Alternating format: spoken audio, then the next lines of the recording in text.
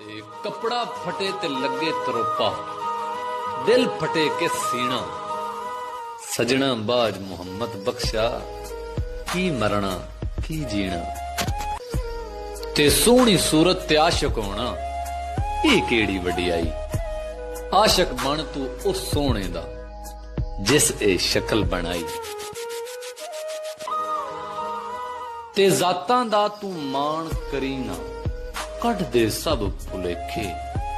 ਬੁੱਲੇ ਵਰਗੇ ਮੈਂ ਕੰਜਰਾਂ ਦੇ ਘਰ, ਸੌਦਾ ਢੋਂਦੇ ਵੇਖੇ। ਤੇ ਸੱਜਾ ਹੱਥ ਖੱਬੇ ਨੂੰ ਧੋਵੇ, ਤੇ ਖੱਬਾ ਸੱਜਾ ਧੋਵੇ। ਤੂੰ ਕਿਸੇ ਦਾ ਹੋ ਮੁਹੰਮਦ, ਤੇਰਾ ਵੀ ਕੋਈ ਹੋਵੇ। ਤੇ ਜਿਹੜੀ ਮਹਿੰਦੀ ਰੰਗ ਨਾ ਦੇਵੇ, ਕੀ ਫਿਰ ਉਸ ਦਾ ਲਾਣਾ। ਜਿੱਥੇ ਗਿਆਂ ਦੀ ਕਦਰ ਨਾ ਹੋਵੇ, ਉੱਥੇ ਮੁਹੰਮਦ ਕੀ ਜਾਣਾ।